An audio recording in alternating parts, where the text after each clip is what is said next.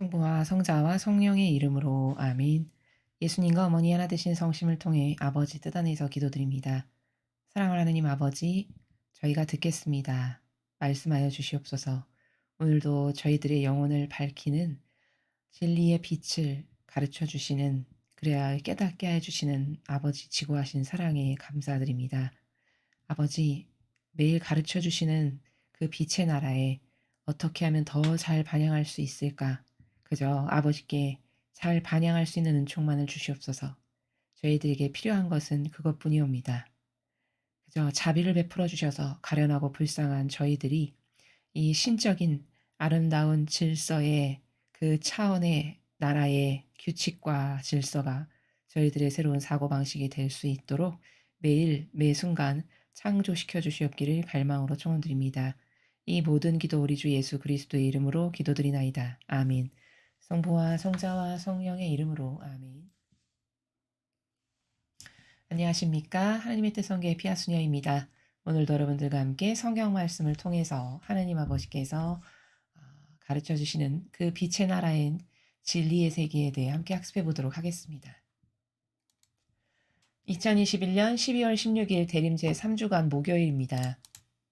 제1독서 이사야서 54장 1절에서 10절까지 말씀입니다. 환성을 올려라. 아이를 낳지 못하는 여인아. 기뻐 소리쳐라. 즐거워하여라. 상고를 겪어보지 못한 여인아. 버림받은 여인의 아들들이 혼인한 여인의 아들들보다 많을 것이다. 주님께서 말씀하신다. 너의 천막터를 넓혀라. 내 장막의 휘장을 아낌없이 펼쳐라. 내 천막줄을 길게 늘이고 말뚝을 단단히 박아라. 네가 좌우로 퍼져나가고 네 후손들이 문나라를 차지하여 황폐한 성읍들에 자리 잡을 것이다. 두려워하지 마라. 네가 부끄러운 일을 당하지 않으리라. 수치스러워하지 마라. 네가 창피를 당하지 않으리라. 네 젊은 시절의 부끄러움을 잊고 네 과부 시절의 치욕을 네가 다시는 회상하지 않으리라. 너를 만드신 분이 너의 남편, 그 이름 만군의 주님이시다. 이스라엘의 거룩하신 분이 너의 구원자, 그분께서는 온 땅의 하느님이라 불리신다. 정령 주님께서 너를 소박맞아 마음 아파하는 아내인 양, 퇴방맞은 젊은 시절의 아내인 양 다시 부르신다. 너의 하느님께서 말씀하신다. 내가 잠시 너를 버렸지만 크나큰 자비로 너를 다시 거두어드린다. 분노가 북받쳐 내 얼굴을 잠시 너에게서 감추었지만 영원한 자애로 너를 가엾이 여긴다. 네 구원자이신 주님께서 말씀하신다.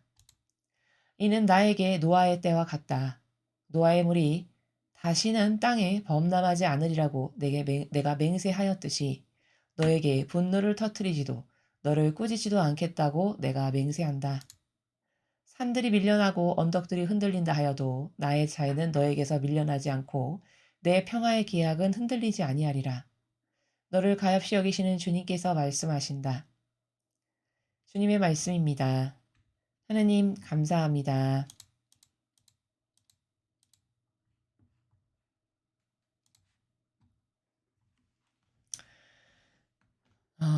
이사야서 지금 54장을 여러분이 함께 저와 읽으셨는데요. 첫 번째 줄에 환성을 올려라 아이를 낳지 못하는 여인아 이렇게 말씀하시죠. 또 기뻐 소리쳐라 즐거워하여라 산고를 겪어보지 못한 여인아.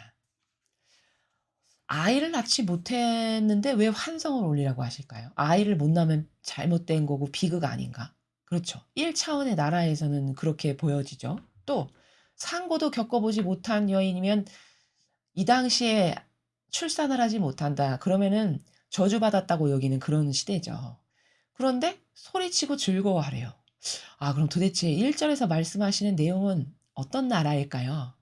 자, 이것은 육적으로 아이를 낳는 차원의 나라에서 말씀하시는 것이 아니고 본질의 나라를 두고 하시는 말씀입니다. 자, 그러니까 아이를 낳지 못하는 여인이라는 것은 누구를 지칭하시는 거냐? 죄악의 열매가 없는 영혼. 그러니까 환성을 올리라는 거예요. 죄악의 열매가 없으니까. 어떻게 죄악의 열매가 없나? 어, 이방신과 하나 되지 않은 여인. 그러면 이방신과 하나 되지 않았으니까 아이를 낳지 못하는 거죠. 어떤 소출을 하지 못하는 거죠. 그러니까 여기서는 육적으로 아이를 낳는다라는 나라에서 이해할 수가 없는 거고 성경은 늘 말씀드렸듯이 본질의 나라에서 아버지는 말씀하신다라고 늘 말씀을 드렸습니다. 그러니까 이것도 영혼이 주인인 관점의 나라에서 보아야만 이해를 할 수 있는 내용이고요. 그렇기 때문에 아이를 낳지 못한다는 건 아이를 낳으려면 누구랑 하나 돼야 되죠. 그렇죠? 근데 이 당시에 대다수의 사람이 누구랑 하나 됐냐? 다 이방신하고 하나 됐어요. 하느님 아닌. 그러니까 그 이방신하고 하나 되지 않았으니까 아이를 낳지 못하는 그런 사람은 너는 부정을 타지 않았고 죄악의 열매가 없으니까 환성을 올려라. 이런 말씀이고요. 기뻐 소리쳐라 즐거워해라 산고를 겪어보지 못한 여인아 마찬가지 나라입니다. 지금 제가 좀 전에 말씀드린 나라와 같은 관점이죠. 산고를 겪어보지 못했다라는 것은 누구와 하나 되지 않았다는 거죠. 다시 말하면 이방신을 섬기지 않고 하나 되지 않아서 산고조차도 겪어보지 않은 여인. 이것은 부정타지 않은 여인이죠. 그렇죠? 그러니까 기뻐 소리치고 즐거워해라 이런 말씀이죠. 주님께서 보시기에는 이들이 진짜인 거예요.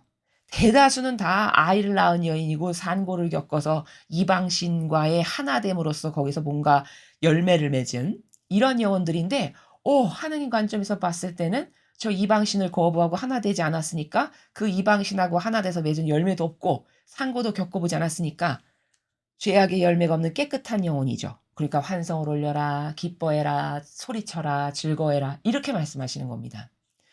버림받은 여인의 아들들이 혼인한 여인의 아들들보다 많을 것이다. 자, 버림받은 여인의 아들들. 여기서 버림받았다는 건 하느님께로부터 버림받았다는 거예요.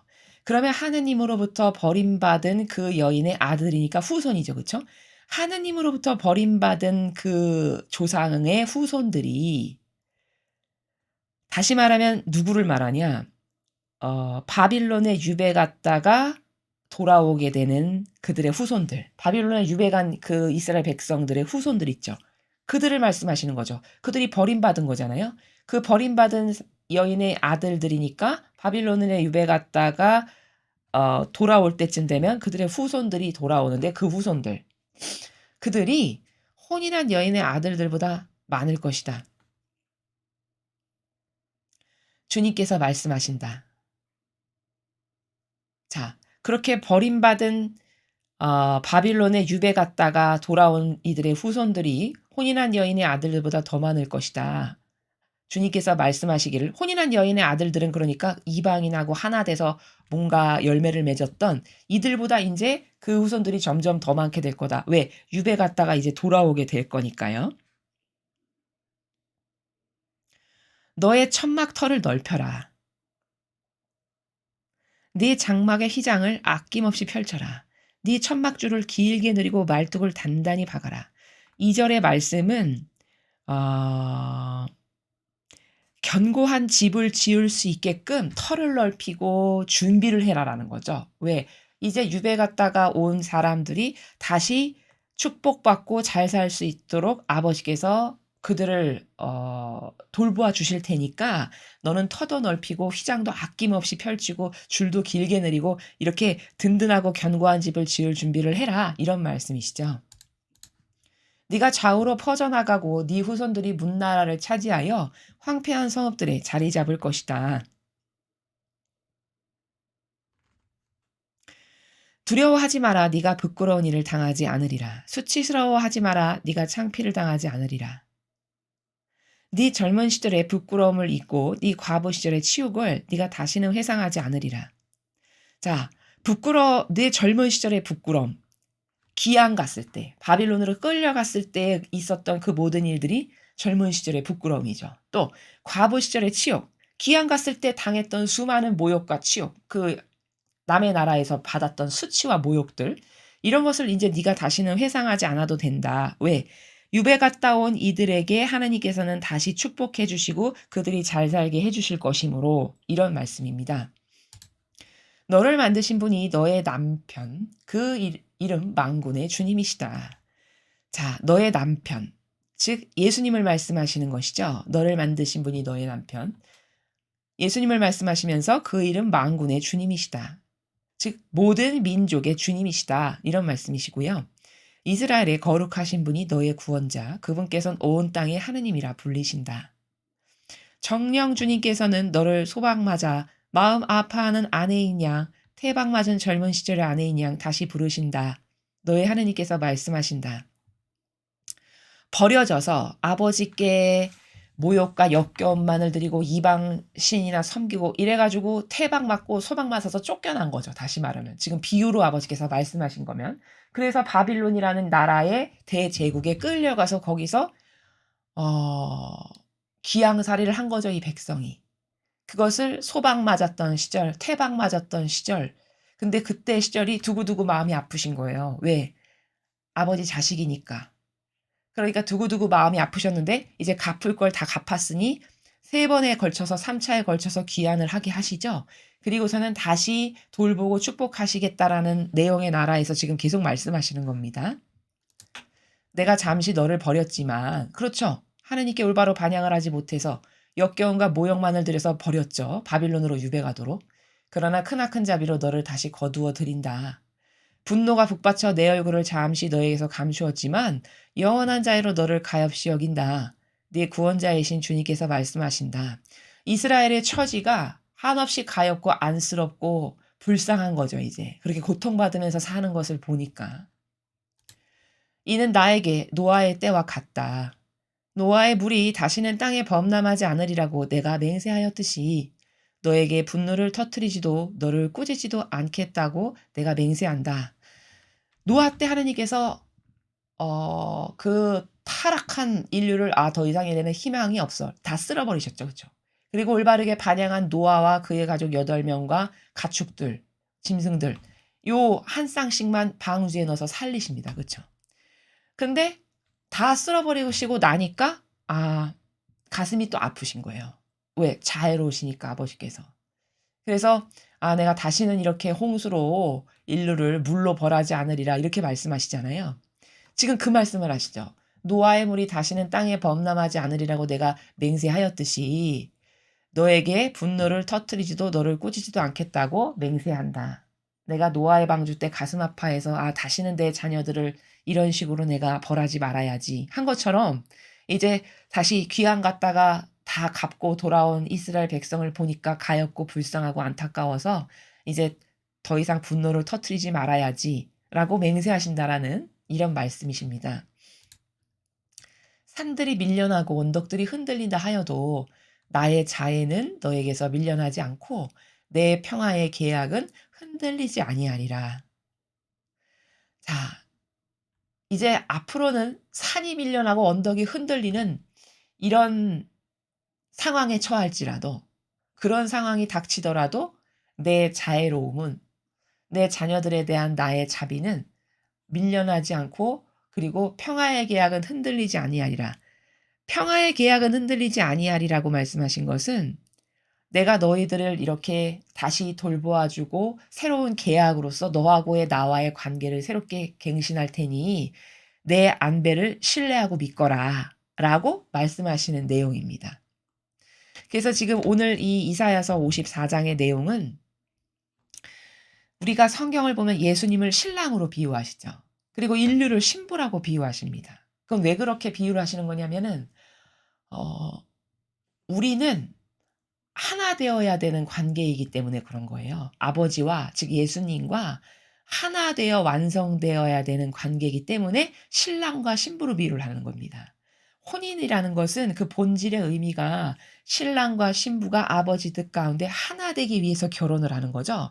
그래서 그 본질의 의미 때문에 예수님을 신랑이라고 하시고 그분과 완전히 하나 될 그 자녀들, 인류를 신부다 이렇게 말씀하시는 것이거든요.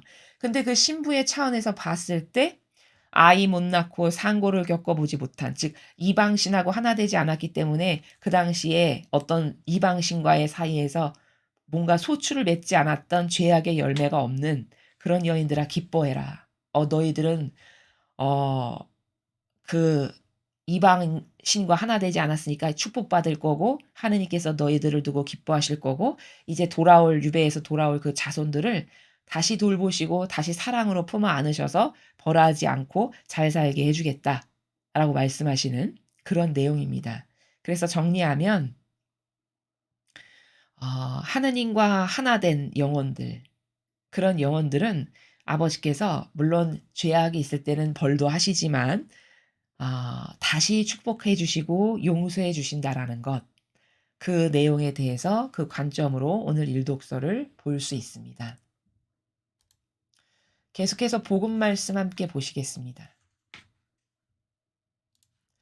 루카복음 7장 24절에서 30절까지 말씀입니다. 주님 영광 받으소서. 요한의 심부름꾼들이 돌아가자 예수님께서 요한을 두고 군중에게 말씀하기 시작하셨다. 너희는 무엇을 구경하러 광야에 나갔더냐? 바람에 흔들리는 갈대냐? 아니라면 무엇을 보러 나갔더냐? 고운 옷을 입은 사람이냐? 화려한 옷을 입고 호화롭게 사는 자들은 왕궁에 있다. 아니라면 무엇을 보러 나갔더냐? 예언자냐? 그렇다. 내가 너희에게 말한다. 예언자보다 더 중요한 인물이다. 그는 성경에 이렇게 기록되어 있는 사람이다. 보라, 네 앞에 나의 사자를 보낸다. 그가 네 앞에서 너의 길을 닦아 놓으리라. 내가 너희에게 말한다. 여자에게서 태어난 이들 가운데 요한보다 더 큰 인물은 없다. 그러나 하느님의 나라에서는 가장 작은 이라도 그보다 더 크다. 요한의 설교를 듣고 그의 세례를 받은 백성은 세리들까지 포함하여 모두 하느님께서 의로우시다는 사실을 받아들였다. 그러나 요한에게서 세례를 받지 않은 바리사이들과 율법교사들은 자기들을 위한 하느님의 뜻을 물리쳤다. 주님의 말씀입니다. 그리스도님 찬미합니다.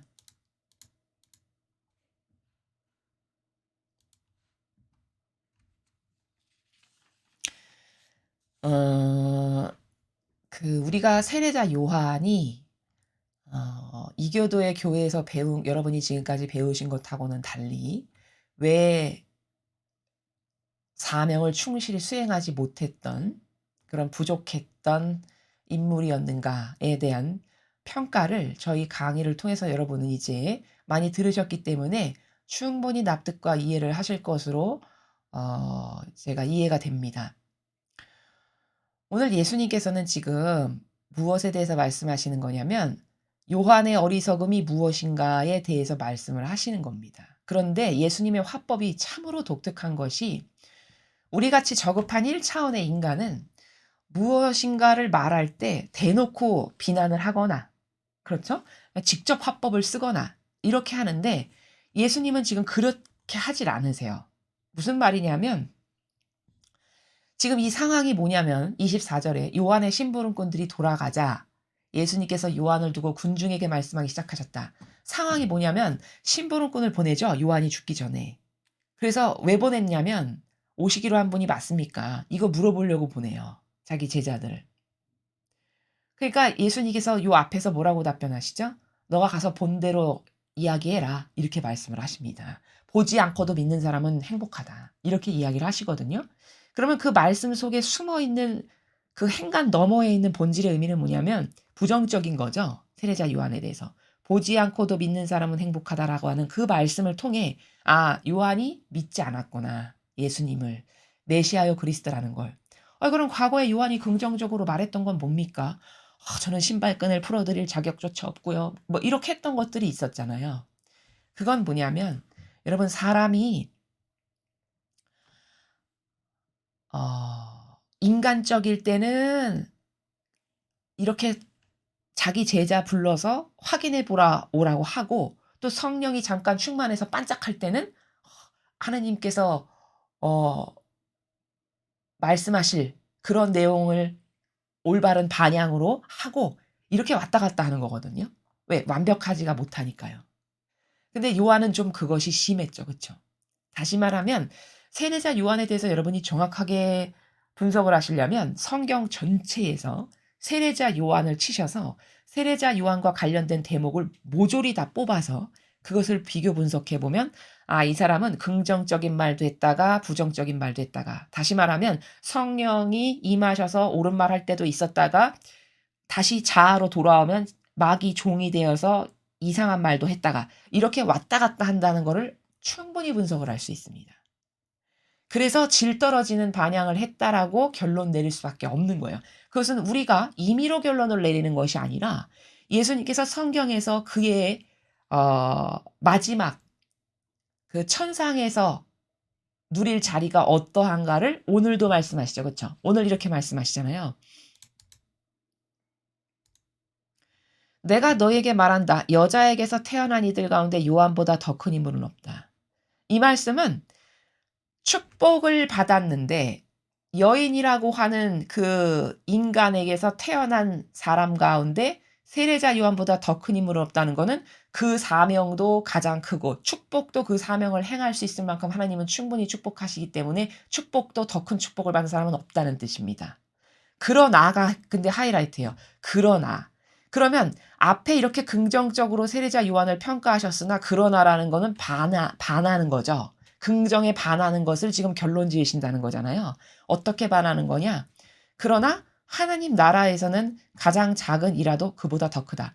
인간적으로 봤을 때는 이렇게 어마어마한 축복을 받았지만 하나님의 나라, 천상에 갔을 때는 천상에서 가장 작은 사람, 그러니까 천상에서 꼴찌라는 거죠. 가장 작은 사람은. 그 천국에서 꼴찌도 세례자 요한보다는 더 큰 위치에 있다. 이 말은 다시 말하면 천국 가면 세례자 요한이 꼴찌란다. 이 말씀을 이렇게 하신다는 거예요. 그러면 엄청난 축복을 받았는데 왜 꼴찌일까? 이 말씀은 다시 그 사실인즉 사명을 충직하게 하지 못했다라는 거죠. 충직하게 했어도 꼴찌일까요? 그럴 리가 없겠죠.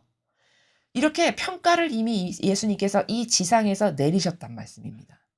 그럼 왜 저런 평가를 받았는가는 요 한 부분만을 봐서는 여러분이 디테일하게 이해하실 수가 없고 성경 전체를 놓고 세례자 요한이라는 키워드로 쳐서 세례자 요한이 등장하는 모든 항목을 다 뽑아서 그 사람이 무슨 말을 했고 어떻게 행동했고 반향의 나라가 어땠는지를 쫙 일괄적으로 요약 정리하면 이런 말도 했다가 저런 말도 했다가 이런 말도 했다가 저런 말도 했다가 그리고 결정적으로는 그러나 끝내 믿질 않아서 죽기 직전에 제자 보내서 확인하고 그리스도 맞냐고. 그리고 사명은 똑바로 완수하지를 못해가지고 하늘나라는 세례자 요한 때부터 지금까지 폭행당하고 있다. 이렇게 예수님이 다른 복음에서 말씀하시죠. 그렇죠? 똑바로 사명을 수행했으면 폭행을 당한다고 말씀하실까요? 안 그렇겠죠? 똑바로 자신의 사명을 수행을 못했으니까 세례자 요한 때부터 지금까지 폭행당하고 있다라고 또 말씀을 하신 거예요. 이렇게 입증할 수 있는 백데이터가 엄청 많습니다. 성경에는. 그런 부족함이 세례자 요한에게 있는 것인데 오늘 우리가 봐야 될 부분은 이 전반부에 이제 그 세례자 요한의 제자들이 심부름을 왔다가 다 돌아갔어요. 그랬더니 그 요한을 두고 예수님께서 군중에게 말씀을 하시는데요. 이 화법이 어떠하냐면 이런적 화법이 아니에요. 이런적 화법이 아니라는 거는 1차적으로는 군중을 두고 하시는 말씀인 것 같은데 그 속 너머에 그 뼛속 깊이 담겨져 있는 무엇을 염두에 두고 하시는 그 본질적 나라에서는 세례자 요한을 두고 그를 빗대어 하시는 말씀이에요. 지금 예수님께서 하시는 말씀의 나라가. 그러니까 그러한 행간의 정신세계가 없는 우리는 이해하기가 처음 봐서는 그냥 군중에게 이런 말씀 하셨구나. 이렇게 단세포적인 1차원으로만 볼 수밖에 없겠지만 사실 저 너머에는 세례자 요한을 두고 들어라. 너 이러이러했지. 사실은 이런 의중으로 말씀하시는 나라다라는 겁니다. 이렇게 복수적으로 보셔야 된다라는 겁니다. 자, 그러면 보시면요. 너희는 무엇을 구경하러 광야에 나갔더냐? 군중에게 직접 화법으로 야 군중아, 군중들아, 넌 도대체 뭘 보려고 광야에 나갔냐? 이 말씀인 것인 동시에 또 세례자 요한에게 두고는 그를 두고는 이 문장의 나라가 어떤 거냐면 세례자 요한아, 너 광야에서 살았지? 이런 말씀이에요. 바람에 흔들리는 갈대냐? 군중에게는 너 바람에 흔들리는 갈대 보려고 광야에 나간 거냐? 그렇지만 세례자 요한에게는 이게 무슨 말씀이시냐면 너는 갈대처럼 변덕스럽지 않았냐? 즉 긍정적인 말도 했다가 인간적으로 다시 돌아오면 자아의 종으로서 의심하고 믿지 못하는 말도 했다가 왔다 갔다. 너 바람에 흔들리는 변덕스러운 갈대 아니었냐? 이런 말씀이시고요. 아니라면 무엇을 보러 나갔더냐? 너 갈대를 보러 간 것도 아니라면 도대체 뭘 보러 광야에 나갔어? 이런 말씀이시죠. 고운 옷을 입은 사람이냐? 즉 이런 거죠. 너 고운 옷을 입은 사람 보려고 광야에 나가서 산 거냐? 다시 말하면 고운 옷을 입은 사람이어야 하는데 내가 보잘것없으니까 너는 메시아로 생각 안 하는 것 아니냐. 이 말씀을 이렇게 하시는 거예요. 그러면서 덧붙여서 말씀하시길 화려한 옷을 입고 호화롭게 사는 자들은 왕궁에 있다. 그렇죠. 너무 당연한 진실만을 말씀하셔서 할 말이 없습니다. 그렇죠. 화려하고 치장하고 있어 보이고 의리번쩍한 건 너가 그런 것을 메시아라고 생각하고 여겼으면 너는 왕궁에 갔었어야지. 이런 말씀이시죠. 아니라면 무엇을 보러 나갔더냐? 예언자냐? 아, 그런 게 아니었으면 넌 예언자를 기대하고 나갔어? 그렇다. 내가 너에게 말한다. 예언자보다 더 중요한 인물이다.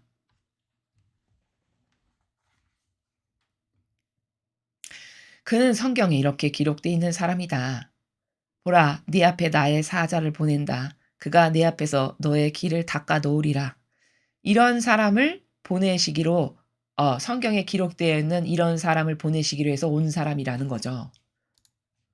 내가 너희에게 말한다. 여자에게서 태어난 이들 가운데 요한보다 더 큰 인물은 없다. 그러나 하느님의 나라에서는 가장 작은 이라도 그보다 더 크다. 자, 이 부분은 설명했고요. 요한의 설교를 듣고 그의 세례를 받은 백성은 세리들까지 포함하여 모두 하느님께서 의로우시다는 사실을 받아들였다. 어, 그 요한이 외쳤던 그 설교를 듣고 세례받았던 사람들, 그런 사람들은 받아들인 거죠. 하느님께서 의로우시다라는 거. 그 요한이 앞으로 올 메시아가 이러이러한 분이 오실 것인데 이런 이야기를 사실적으로 받아들인 사람들이라는 거죠. 그러나 요한에게서 세례를 받지 않은 바리사이들과 율법교사들은 자기들을 위한 하느님의 뜻을 물리쳤다. 그러니까 그러나 그 믿지 않았던 요한이 전했던 이야기를 믿지 않고 세례받지 않은 바리사나 율법학자 이런 사람들은 자신들을 위한 하느님의 뜻을 물리쳤다. 이 말씀에 숨어 있는 속 의미는 얘들아 더 큰 이가 왔는데도 아무도 나에게 세례받지 않는다. 요한의 세례보다 더 큰 세례를 줄 사람이 온다라고 요한이 얘기했죠. 그렇죠? 나는 물러주지만 성령으로 세례 주실 분이 온다. 이렇게 얘기했잖아요. 그렇죠? 그분이 지금 눈앞에 계신 거죠. 이 군중들과 바리사일 보학자 앞에. 근데 아무도 그분께 와서 그런 세례를 청하거나 어떤 축복해 주세요. 이런 것을 청하는 사람이 아무도 없어요. 그런 것을 지금 두고 말씀하시는 거예요. 그게 바로 자기들을 위한 하느님의 뜻을 물리쳤다라고 말씀하시는 요 행간의 나라가 바로 그런 정신세계입니다. 그러니까 더 큰 이가 왔는데도 그 대단하다라고 하는 앞에 예수님께서 말씀하신 예언자냐? 그렇다. 예언자가 오기로 되어 있다. 그가 성경에 말하는 내 앞에 나의 사자를 보낼 건데 네 앞에서 너의 길을 닦아 놓으리라라고 하는 그 예언자가 성경에 기록되는 사람이 온 거다. 그러나 그보다 더 큰 이가 여기 내가 지금 왔잖니. 그런데도 불구하고 아무도 나에게 와서 세례를 받지 않아. 아무도 나에게 와서 은총을 주세요 청하지 않아. 그게 곧 뭐냐? 자신들을 위한 하나님의 뜻을 물리쳤다라고 율법교사 바리사이들을 두고 하시는 말씀이다라는 거죠. 그래서 지금 예수님께서는 어, 그 행간 속에 그 본질에서 세례자 요한이 자신을 어떻게 대하셨는지를 다 아시죠? 그것을 두고 이렇게 빗대서 말씀을 하셨어요. 앞에서. 왜 얼마나 어리석은가. 얼마나 단순성이 부족하고 그 올바른 것에 인간적인 것을 배제해서 그 올바른 것만을 위해서 올인할 수 있는 이런 정신의 질이 떨어지다 보니까 결국에는 변덕스럽고 왔다 갔다 하다가 그리고 그 인간적인 것에 휘둘리다 보니 자신이 마땅히 해야 될 소임도 똑바로 하지 못하고 이상한 곳에 가서 목 잘려서 죽는 이런 운명을 맞이하게 되죠. 우리가 알다시피. 이제 그러한 사실을 두시고 예수님께서는 빗대어서 오늘 이렇게 군중 앞에서 말씀하시는 그런 나라를 우리가 학습하였습니다. 그래서 오늘 복음에서는 그 세례자 요한이 어떻게 어리석었는가 라는 것을 예수님의 말씀을 통해서 우리가 확인할 수 있었고요. 그리고 이사야서를 통해서는 올바른 반영을 하지 못해서 버림받았던 백성들이 이제 채워야 될 걸 다 채우고 나니까 아버지께서 다시 가엾이 여기셔서 거두어 들이셔서 다시 새롭게 하고 축복하시겠다라고 하시는 그 약속에 대해서 배웠습니다. 사실 어 이 세례자 요한의 케이스를 보면요. 무엇을 느껴야 되냐면 우리가 무엇을 발견해야 되냐면 인간은 이런 오해가 있어요. '아 은총 많이 받고 싶다. 은총.' 물론 은총을 받는 것이 중요하고 은총 받는 것은 기쁘고 행복한 일이 맞죠. 근데 대다수의 경우는 성경을 보면 은총이 부족하지가 않았고요. 하느님께서 주시는 다 반향이 부족했습니다. 삼손을 보십시오. 삼손도 그러했죠. 은총이 부족했나요? 아니요. 하지 말라고 하는 하느님의 그 말씀에 순종하지 않은 반향이 부족해서 결과가 그렇게 된 거죠. 세례자 요한도 마찬가지입니다. 은총이 부족했습니까? 은총은 부족하지 않았어요. 차고 넘쳤습니다. 단지 그의 반향이 그 은총을 받아들이는 마음의 나라가 인간적이고 자아에 속아서 그렇게 휘둘리다 보니까 결국에는 형편없는 반향을 해서 천상의 나라에 가서는 꼴찌에 갈 수밖에 없는 이런 결과를 맺을 수밖에 없는 거죠. 성경을 보면 다 하나님께서 주시는 은총이 부족하지 않아요. 야박하시가 않거든요, 아버지께서는. 그렇기 때문에 무슨 사명을 주시면 그 위대한 사명을 하실 수 있는 은총도 꼭 반드시 주십니다. 문제는 그 은총을 다 받지 못하는 거는 나의 그릇이 하느님께만 절대성과 단순성과 유일성으로 반향을 잘 해야 하는데 그 반향을 잘하지 못하다 보니 그 은총을 줄줄줄줄 흘리는 거죠. 다 낭비하고 손실함으로써 효용과 가치를 다 떨어뜨리는 겁니다.